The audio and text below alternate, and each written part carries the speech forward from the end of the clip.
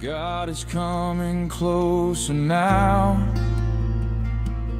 Don't turn back, don't walk away. Prepare the way and make it straight. Lay your sins down, don't hesitate. Wash it clean in mercy's stream. He's coming now, the risen King.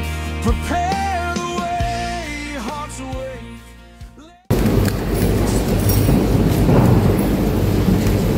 Here in ons Vader, wat 'n voorreg om weer in U huis te kom.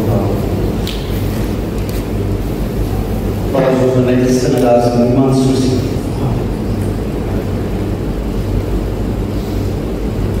My gebed is vanmôre, Here, dat U met ons sal praat, dat ons die stem sal hoor, dat die saad vanmôre op vrugbare grond sal val. En ek bid dat U dit sal laat groei, dat het veel vrug sal dra. Ek bid dit in Jesus naam. Amen. Sal die saam met my blaai na Markus 1. Markus 1.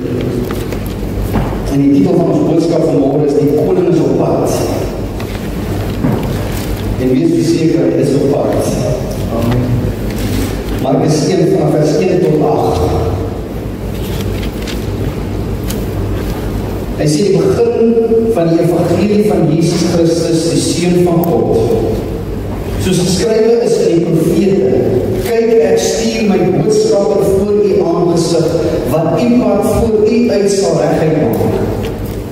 Die stem van een wat roep in die woestyn, berei die weg van die Here, maak sy paaie reguit. Johannes het gekom en was besig om die woestyn te doop en die doop van bekering tot vergifnis van sonde te verkondig.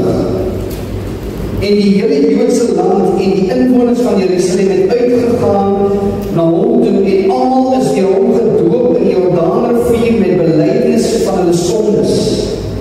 En Johannes was gekleed met kameelhare en 'n leergord om sy heupe en hy het springkane en wilde honing geëet. En hy het gespreek en gesê, hy wat sterker is as ek, kom na my, en ek is nie waardig om neer te buig en sy skoenriem los te maak nie. Ek het julle wel met water gedoop, maar hy sal julle doop met die Heilige Gees. Vader, ek bid, sien die woord vanmôre. Verberg van agter die kruis, dat hulle U stem hoor, dat het vanmôre 'n groot God sal tree. As mense hier uitstap, soos vanmôre hier uitstap, Here, dat ons U sal onthou, ontmoeting met U gehad het. En ons dit sal verkondig, bid in Jesus naam. Amen. Ja, soos julle weet, ons herdenk in hierdie tyd Jesus se geboorte, en dit is 'n groot ding, dit was sy eerste koms, maar vir die kerk vandag is Jesus se wederkoms ons grootste hoop. Dit is al waarmee ons kan sin maak van hierdie deurmekaar en hierdie seer en hierdie gebrokenheid en die dood in hierdie wêreld. Hy sal skielik kom. Hy het beloof in die Nuwe Testament maak oor die 300 keer melding van hierdie skielike koms van ons koning. Maar ons wag nog 2000 jaar. Waar is hy? Waarom die kerk so sukkel? Waarom is dit swaar kry gaan? Waarom moet ons die wêreld se spot verdra? As hy gesê het, hy kan vinnig kom. Waarom sê skielik, as dit nie so skielik is? Maar ons vergeet dat tussen die Ou en die Nuwe Testament was daar 'n tydperk van 400 jaar. Tussen Malagi en Matteus. 'n tydperk van 400 jaar, wat bekend staan is die 400 stil jare. En die Jode sê vir julle, in daardie tyd het God glad nie profete uitgestuur om met sy mense te praat nie. God het glad nie met sy volk gepraat in daai 400 jaar. Daar was geen nuwe openbaring nie. God was stil. En Spreuke 29 vers 18 sê, as daar geen openbaring is nie, word 'n volk bandeloos. As ons die woord van God hoor nie, word 'n volk bandeloos. En hierdie jare wat so stil gelyk het, hierdie 400 jaar was egter nie so stil nie. God was besig om goed in plek te begin skuif vir 'n groter nuus wat sou kom, iets groters wat sou gebeur. Nou hierdie tydperk, hierdie 400 jaar is gekenmerk deur tyd hierdie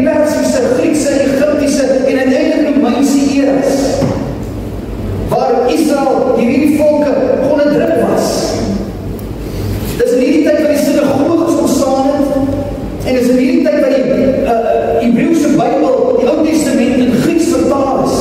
So dat het goed gebeur. En as gevolg van hierdie jarelange stilte, van wat hulle niks woord van God af gekry het nie, en as gevolg van hierdie verdrukking wat hierdie volk moes deurgaan, was daar 'n intense verwagting dat die Messias moes kom. Hulle het hom verlos van hierdie vyand. En baie Jode die tydlyn van Daniël begin dophou, en hulle begin kyk, Here, wanneer gaan die Messias kom? Wanneer is die tyd dat hy moet kom? So daar was werkelijk 'n sekere groep, was daar werkelijk mense wat verwag dat die Messias moes kom, om hulle probleme te kom oplos. Hy was die enigste oplossing, wat altyd kon sien. En in hulle pogings, om die oplossing te bring, om hierdie skrywende politieke magte en die swaar kry teen te werk.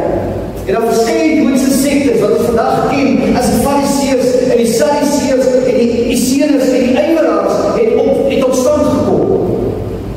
En hulle soos Johannes het hulle stemme gehad in die woestyn, stemme in die swaar tydperk wat gesê het, hier is die oplossing, dit is wat julle moet doen.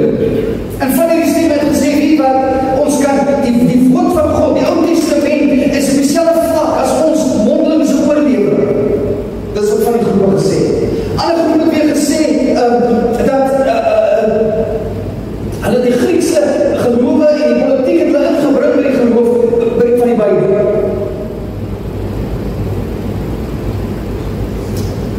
So op die oog af het alles misluk. Dit was duister, dit was donker en hulle het nie geweet wat om te doen nie. En hierdie stemme in die woestyn, hierdie valse stemme, het valse hoop gebring. En 'n stilte, 'n baie lang stilte van 400 jaar, sou net klem lê op hierdie openbaring wat uiteindelik sou gebeur. Dit was in hierdie atmosfeer van afwagting vir die Messias wat moes kom, hierdie 400 jaar stilte van God se woord, dat God 'n boodskapper uitstuur en sê, gaan sê vir my volk, ek is op pad. Toe die volheid van die tyd gekom het, sê Galasiërs 4 vers 4, toe die regte tyd aangebreek het, hierdie 400 jaar God gebruik om goed 'n plek te sit, en hulle kondig af, my seun is op pad, die verlosser van hierdie wêreld is op pad. Markus 1 vers 1 tot 6, weer eens, hy sê die begin van die evangelie van Jesus Christus, die Seun van God, soos geskrywe is in die profete, kyk, ek stuur my boodskapper voor die aangesig, wat die pad voor die uit sal regmaak. Die stem van een wat roep in die woestyn, berei die weg van die Here, maak sy paaie reguit, hy is op pad. Johannes het gekom en was besig om in die woestyn te doop en die doop van bekeering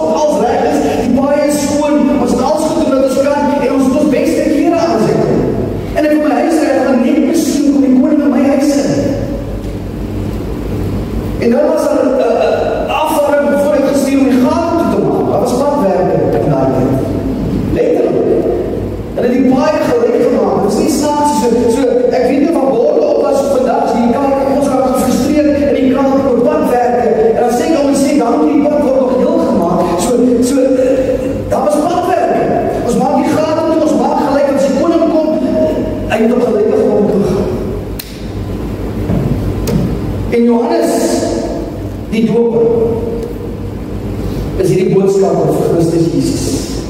Hy is die een wat roep in die woestyn. En dan kyk hy sy klere dag.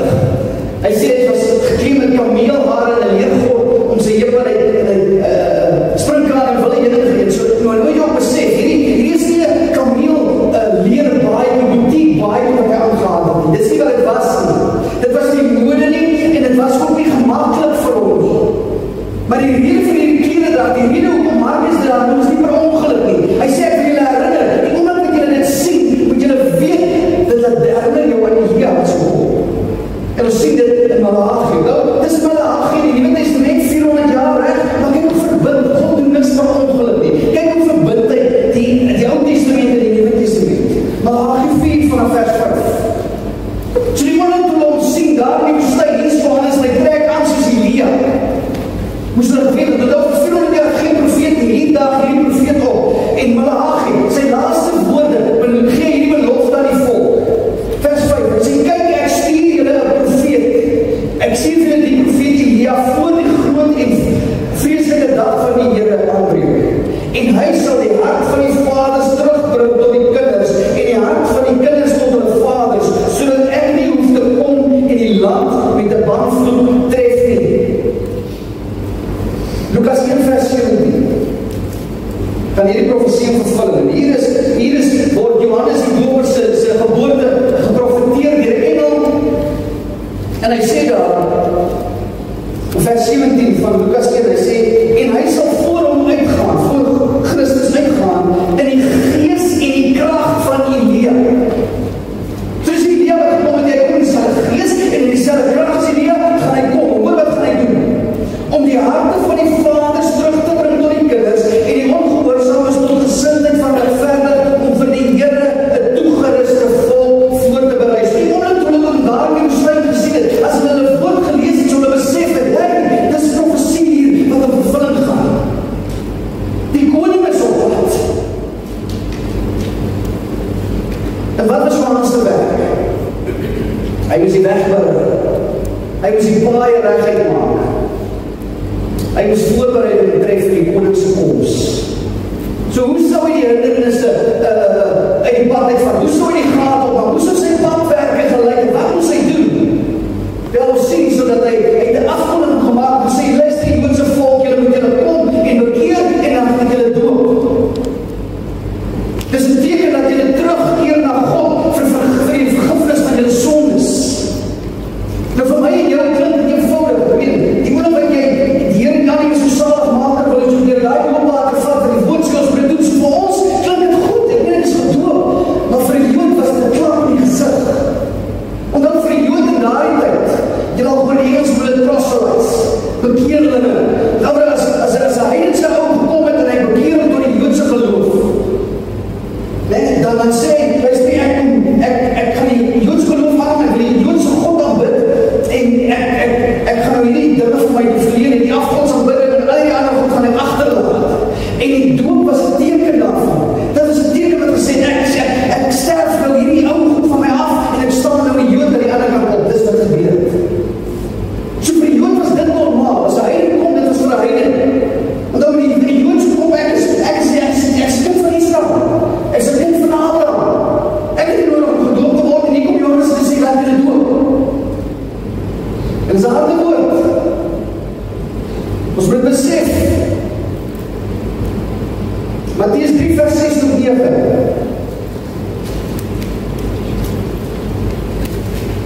Hy sê so. En dis selfs Johannes wat gedoop. En hulle is nie om in die Jordaan gedoop met belydenis van hulle sondes. Maar toe hy baie van die Fariseërs en Sadduseërs, nou ek het net gesê as hierdie ander stemme wat roep en sê nee, dit is wat ons gaan doen om gered te word. En hy kyk na die Fariseërs en Sadduseërs en hy sê vir hulle, moenie dink, hy sê, maar toe hy baie van die Fariseërs en Sadduseërs na sy doop sien kom, sê hy vir hulle, ander geslag, wie het julle aangewys om te vlug vir die toren wat aan die kom is? Dra dan vrugte wat by die bekering pas en moenie dink om by julleself te sê, ons het Abraham as vader nie. Want ek sê vir julle dat God mag het om uit hierdie klippe kinders van Abraham op te wek. Dis 'n harde woord. Ek praat met die Jode. Ek is kind van Abraham, nee, jy is nie gereed vir die koning wat kom nie. Dis wat die Jode moet besef, ek is net so onbevoeg as 'n Jood, as hierdie heidense volk, vir die koninkryk van Christus Jesus wat op pad is. Net so onbevoeg, wat hy sê, kom, laat julle doen. Johannes 8:39. Johannes 8:39. Hy sê, en hulle antwoord sê, vir ons vader is Abraham. Dit praat met Jesus. En Jesus sê vir hulle, as julle die kinders van Abraham was, sou julle die werke van Abraham doen. Maar nou probeer julle om my om die lewe te bring. So van hy. Mattheus 23:15. Hy sê, wie julle skrifgeleerdes en fariseërs geveinsdes, wat julle trek rond oor see en land om bekeerlinge te maak, en as hy dit geword het, maak julle hom 'n kind van die hel 2 maal erger as julle self. Hy praat van die Jood. Wat? Maar hoe sou hulle reageer op die woord van Johannes? Sou hulle die Messias erken wanneer hy opdaag? Sou hulle met open arms ontvang of sou hulle met gebalde vuiste ontvang?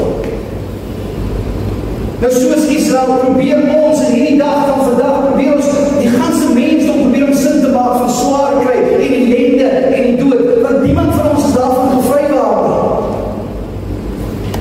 Of jy nou kind van die Here is of nie, jy is gevrywaar om jou werk te verloor nie, om kanker te kry nie, om dood te gaan. Almal worstel met die, waar is die oorsprong van kwaad, van dood, waar is die oorsprong daarvan en hoe gaan ons dit oplos?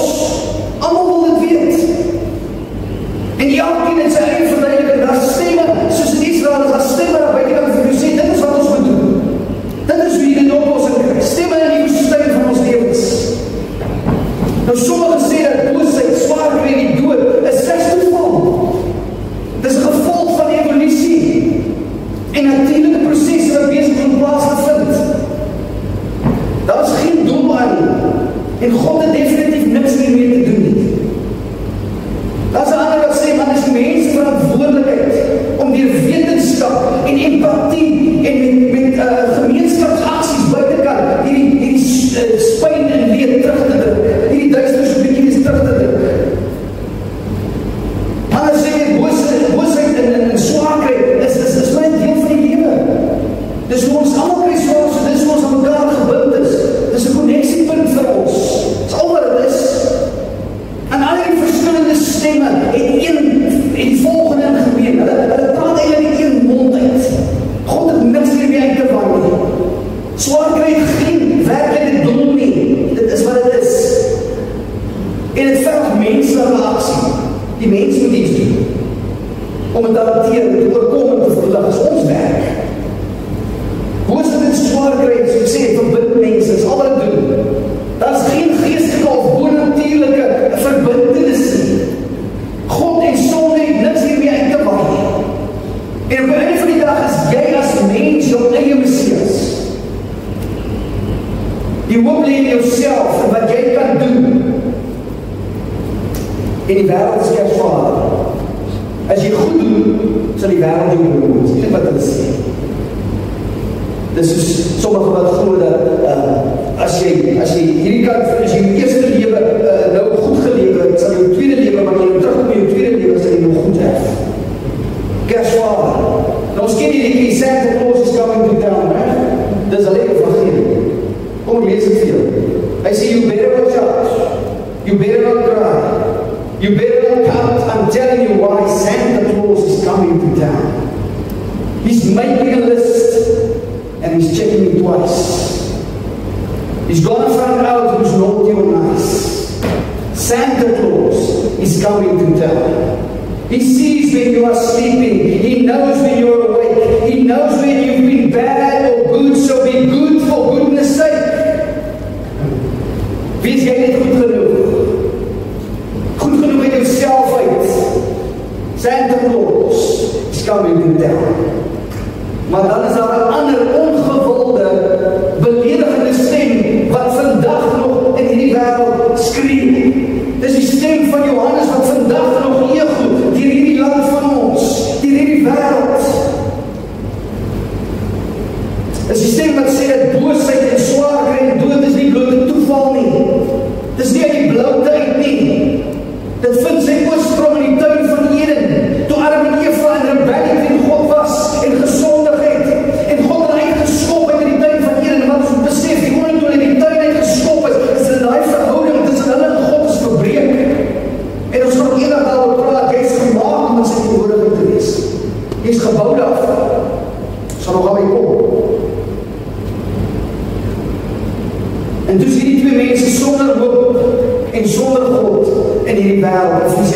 vers 12. En dan sê die skrif, dat deur Adam en die sonde en die dood en die verwydering van God tot die alle mense deurgedruk. Romeine 5 vers 12. En die enigste hoop vir ons as hierdie wêreld is die teenwoordigheid van God. Is om die ewige lewe te beerwe. Nou as ek vanmôre vir jou vra, wat beteken die ewige lewe? Gaan ons verskillende antwoorde hê, maar die woord van die Here sê in Johannes 17 vers 3, die ewige lewe is om God te ken. Dis die ewige lewe. Om hom te ken. Maar hier is die probleem, jy kan jouself nie red nie. Dit is 'n geskenk van God, Efesiërs 2 vers 8 tot 9. Jy kan nie self tot by hom gaan nie, jy het nie daai vermoë nie. Wat moet Adam en Eva gebeur toe hulle besondig? Wat hulle doen? Het hulle na God gehardloop? Hulle het weggekry.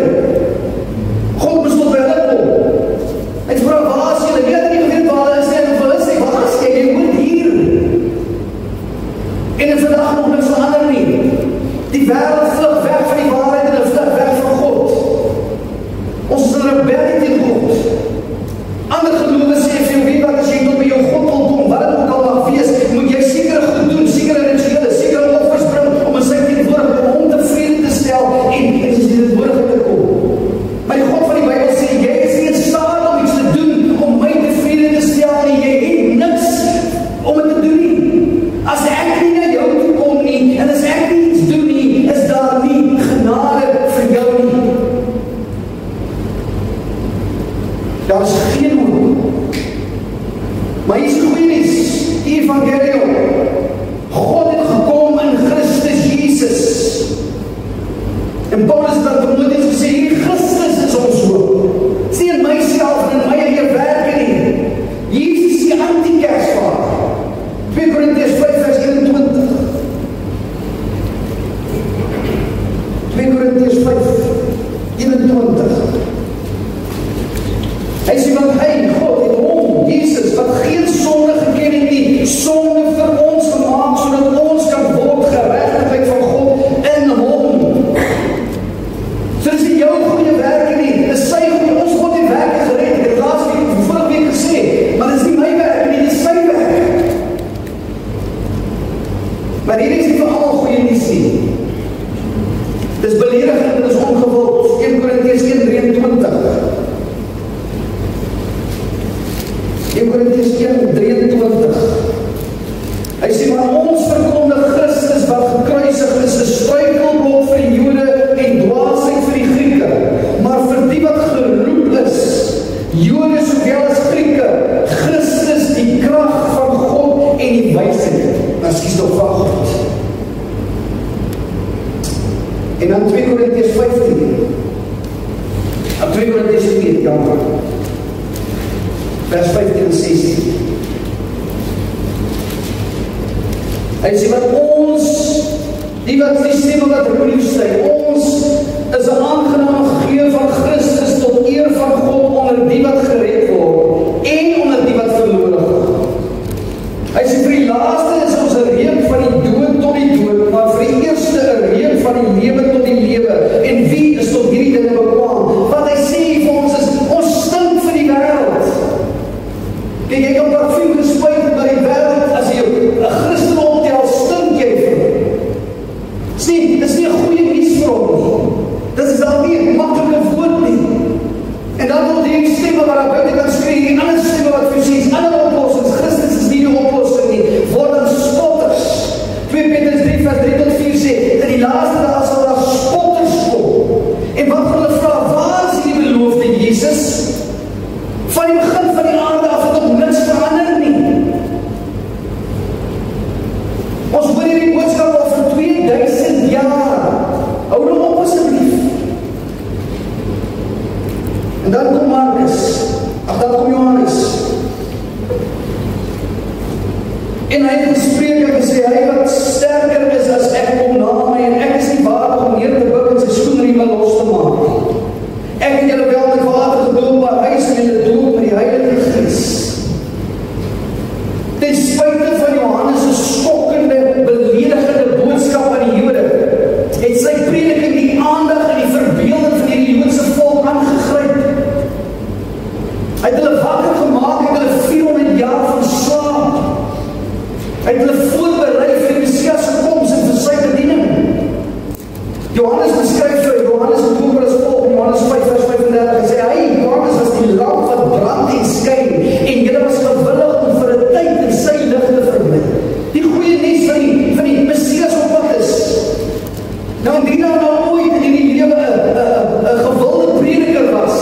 was dit Johannes die Doper.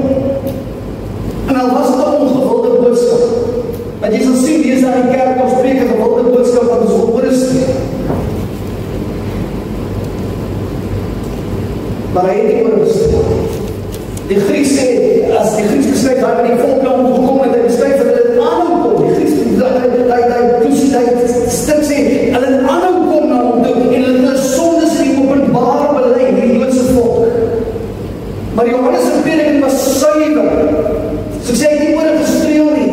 Hy het Jesus Christus verheerlik. Hy het gesê, die een wat sterker is, sal na my kom. Nou hierdie is 'n profesie, dis weer iets, 'n beskrywing in afwagting op wat Jesus van homself sou beskryf, Lukas 3 vers 27. Lukas 3. Sorry, Markus 3:27. Ja, man. En hier praat Jesus, ons ken het allemaal. Hy sê, niemand kan in die huis van 'n sterk man ingaan en sy goede roof, as hy nie eers die sterk man boei, en dan sal hy sy huis beroof. En in daai gedeelte praat van Satan en God, die koninkryk van Satan en God, en dan sê Jesus, hy is die enigste en sterk genoeg om die vyand te bind en sy goed te roof. En die goed wat hy roof is om ons te verlos. Johannes sê, wie wat dit en ek en ek beloof, sal hy kom en hy sal dit kom doen, nie na my. Ek is nie waardig om sy skoenriem los te maak nie. En wat hy daar doen is wie wat om skoenriem, om skoene agter aan te dra en skoene los te maak, en daai was letterlik 'n heidense slaafse werk. As die meeste by die huis kom en hy het sy skoene uitgetrek en sy voete was vuil, dit was sweterig en ek het slaaf gehad om dit te doen. En Johannes sê, ek is nie waardig om 'n slaaf te wees vir die een wat na my kom.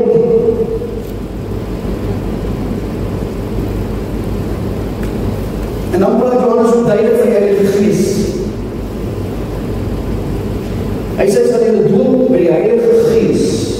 En in Matteus 3 vers 11, selfe gedeelte, sit Matteus net by, as hy doop met die Heilige Gees en met vuur. En nou het ek al prediker gehoor wat vir jou sê, daai vuur is die reinigende vuur, dis die vuur van louter, dis die waarvan jy praat, so die konteks nou kyk. So hy sê, jy moet wedergeboorte, Johannes 3 vers 5 tot 6, Johannes 16 vers 8, Johannes 3 vers 5 tot 6, hy sê hier, Jesus antwoord, voorwaar, ek sê vir jou, as iemand nie gebore word uit water en gees nie, kan hy in die koninkryk van God nie ingaan nie. Wat uit vlees gebore is vlees, en wat die gees gebore is gees. Johannes 16 vers 8. En dit is wat hy die Gees sal kom doen. En as hy kom, sal hy die wêreld oortuig van sonde en van geregtigheid en van oordeel. En dan is Titus 3 vers 5. Hy sê nie op grond van die werke van geregtigheid wat ons gedoen het nie, maar na sy barmhartigheid het hy ons gered deur die bad van die wedergeboorte en vernuwing deur die Heilige Gees, wat hy ryklik uitgestort het op ons deur Jesus Christus, ons verlosser. So dan moet 'n wedergeboorte plaasvind, die moet iets in die binnekant plaasvind met my en jou. En dan die vuur, hy gaan doen met vuur. Kom ons lees dit in Matteus 3 vers 10. Kom ons lees die konteks. Ons lees vanaf vers 10. Hy sê, dat ons weer in Johannes die Doper wat gepraat het, dis om te doop, en dit is een van sy goed wat hy vir die mense sê. Praat anders dan. Hy sê, maar, hy praat met die Fariseërs en so, en die Sadduseërs. Hy sê, maar die Bybel, vers 10, maar die Bybel lê ook al teen die wortel van die bome. Elke boom wat geen goeie vrug dra nie, word uitgekap en in die vuur gegooi. Dis negatief, hè? Negatief.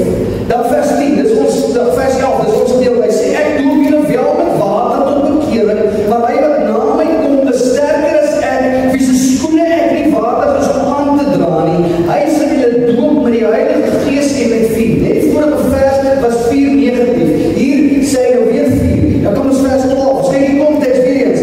Sy skop is in sy hand en hy sal sy dorsvloer deur en deur skoonmaak en sy koring in die skuursameling, maar die kaf sal hy met onuitbluslike vuur verbrand. So wat hy hier sê is, Jesus gaan kom en die doop van die Heilige Gees gaan jy 'n verskil sien tussen bok en skaap.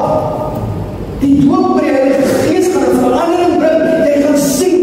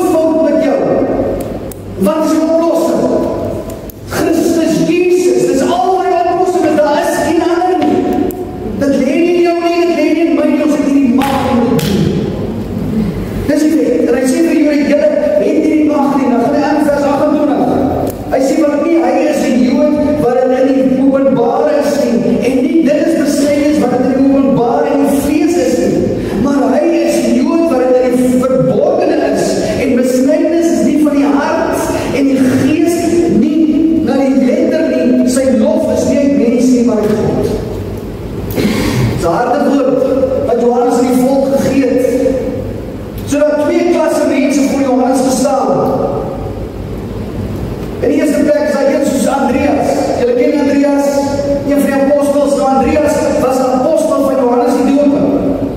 En eendag toe hulle so staan Andreas en nog een by hom, en toe hy Jesus verbykom, toe sê Johannes vir sy twee disippels, daar is die lam van God wat die wêreld se sonde wegneem.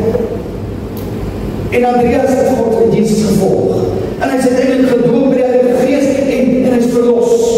Maar dan is daar ander groepe, ander mense wat voor ons staan het, wat Jesus sou verloon of hom sou verwerp. Hulle sou hulle sonde sterf. En uiteindelik, eendag sal die gevolge van wat Jesus dra. Belangriker waarhede is om nooit so duidelik en so eenvoudig aan die Joodse volk verkondig soos hierdie nie. Daar is slegs een manier om gered te word, om redding te ontvang, om die teenwoordigheid van God weer te bekom, en dit is Jesus Christus, Yahweh. Omdat, as jy sê Yahweh kom in die Ou Testament, en hier kom Markus en hy sê, Jesus is daar die Yahweh. Daar is nie een weg. En Jesus sê, ek is die weg, die waarheid en die lewe. Niemand kom na die Vader behalwe deur my nie. Johannes 14 vers 6. En 2000 jaar later, en dan die boodskap het nog nie verander nie. Soos Johannes die kerk vandag daar die boodskap wat roep in die woestyn, die evangelium, die evangelie, die goeie nuus aan die wêreld moet verkondig. Ons moet Jesus se verlossingswerk ten volle aan die mense om daar buite verkondig. Ons moet vir hulle sê wie wat die oorlog teen sonde en die dood en verdrukking en swaar kry is klaar gewen. Julle maak nie sin, julle verstaan nie waar het vandaan kom, maar ek sê vir jou, dit is klaar gewen. 2000 jaar terug het Jesus as mens gekom. Hy het 'n sondelose lewe gelei. Hy het aan die kruis gesterf en die prys vir ons sondes het hy betaal. En hy is die enigste weg terug tot die Vader. En dan moet ons die Heilige Gees verkondig. Ons wil sê wie wat jy die behoefte aan wedergeboorte. Daar moet 'n interne doop van genade plaasvind. Daar sonder kan ons nie die koninkryk van God beerwe nie. Johannes 3 vers 3 tot 5. So wees jy as wedergebore kind 'n boodskapper waaroor jy uitgaan. Verkondig die woord, hou aan, tydig en ontydig. 2 Timoteus 4 vers 2. Soek geleenthede. En hoeveel keer hoor, om ons vier nie Kersfees nie, dis 'n heidense gebruik, skitterend. Dis 'n geleentheid. Tydig ontydig. Wat sê die woord? Dis 'n tyd om die evangelie te verkondig. Jy kry familie of vriende wat nooit in die kerk kom nie, wat by jou kuier in daardie tyd, reg? Dis vakansie, alles af. Daai dae, so wat gebeur? Dis mense wat met jou kom wat nie in die kerk kom nie. Dis 'n geleentheid vir jou om die evangelie te verkondig. Tydig en ontydig. Hou aan, deel die evangelie. Ons as kerk moet in liefde saamleef. Help ander om Jesus te beleef. Ons moet plant en ons moet nat maak en God sal dit groei. 1 Korintiërs 3 vers 6 tot 7. Ek het al vir julle gesê, toe ons nog in Woeste was, as ons deel van, ons is betrokke by Changemakers. Dit is 'n groep wat werk met ex-dwelmverslaafdes en ex-bendelede. Nou die van julle wat ek weet, die Woeste is een van die dorp in die land, die hoogste bende geweld. En in Roodewaal, dis een van die plekke wat jy wil nie daar gaan. Die polisie wil nie eens daar gaan. Ek oordryf nie. Ek het al bedien, ek steel eendag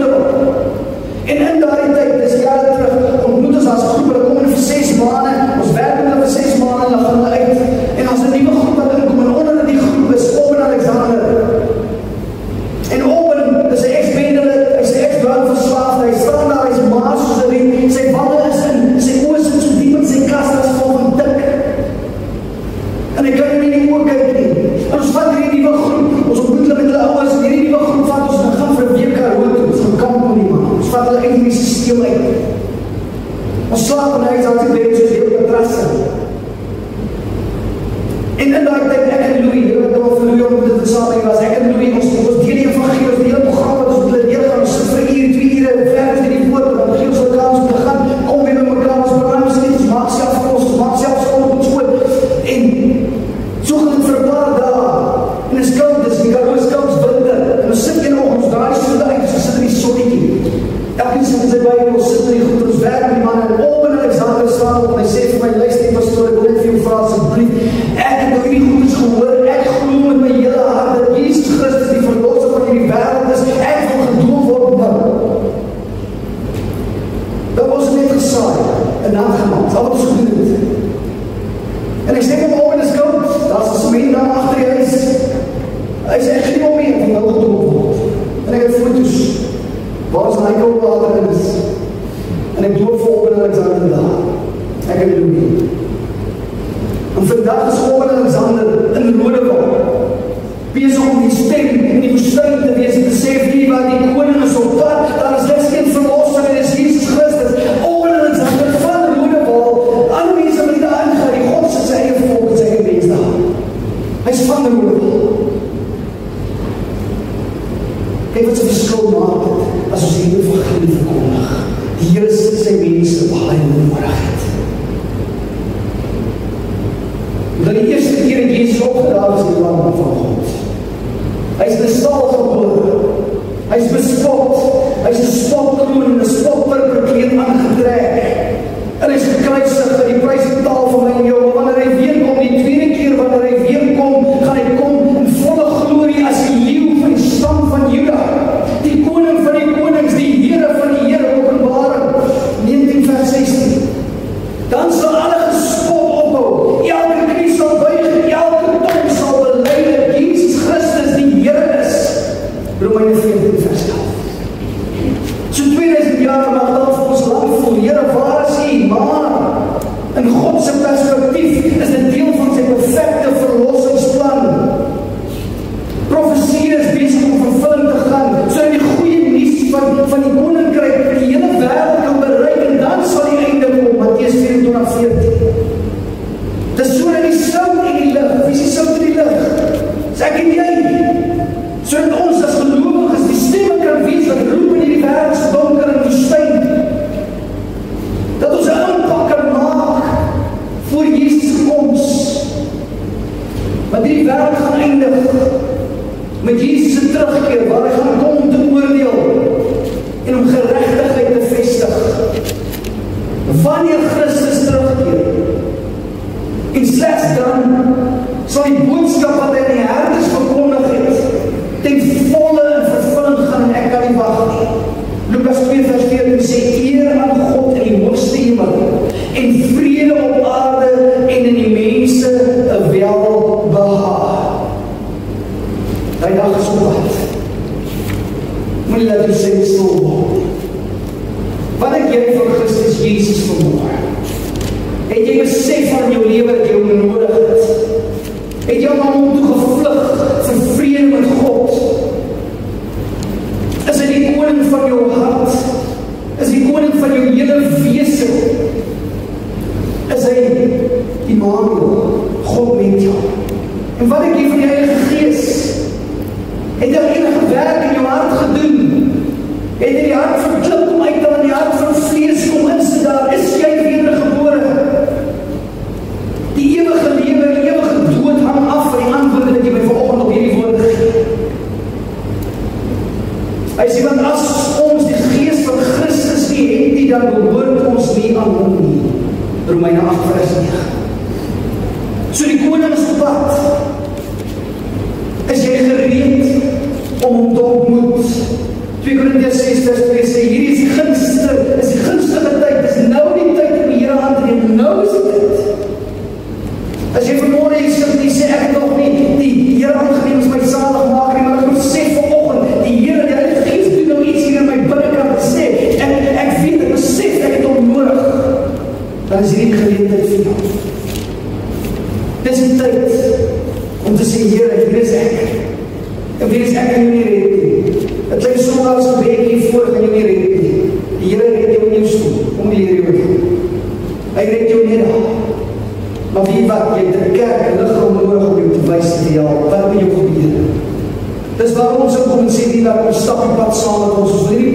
met jou stap. So ek wil vir jou sê vanmôre, as jy vanmôre voel die Here iets in jou lewe nou wil doen, jy voel, Here nou, ek wil nie nou aan nie. Kom sien hom, ek sê agter. Ek wil hierdie met die kerk is waar ons met jou op pad stap, ons los jou nie. O, het soveel mense tot bekering gekom, het soveel mense uitgestap. Dan ben hoeveel van hulle te beheer.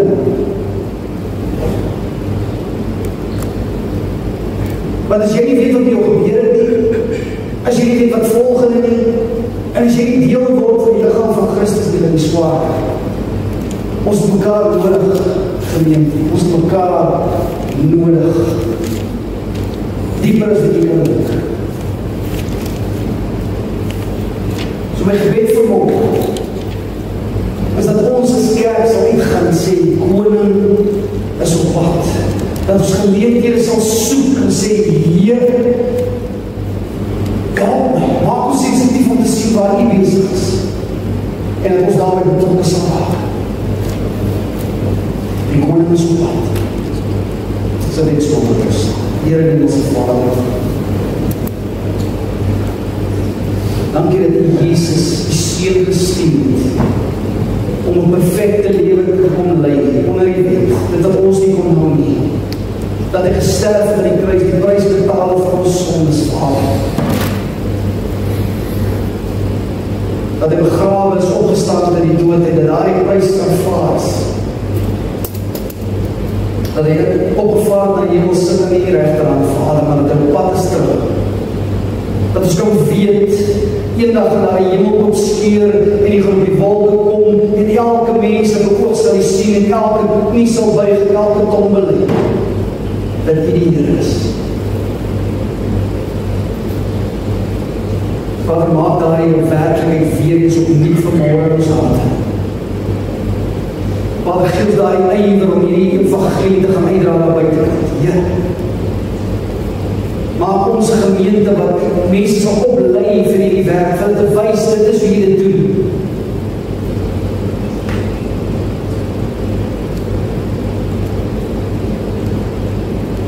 Vader, my gebed is dat die siele sal red, dat die verlore skape sal inbring, Here, soos dat hulle die woord, die evangelie sal hoor, die oë sal oopmaak, en dat het sal inkom, Vader, en dat hier van hierdie kansel af, hierdie gemeente, Vader, dat ons skaapkos sal voer, en die bokkos, en dat die skape sal stuur waar ons is.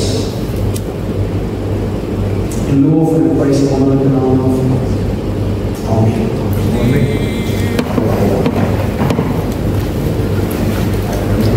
God is coming closer now. Don't turn back. Don't walk away.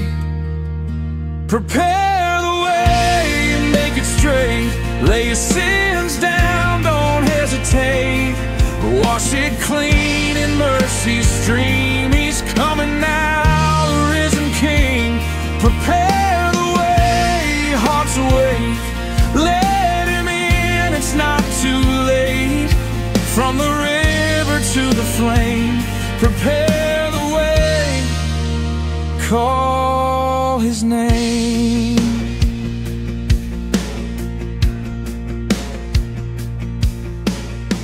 John stood out where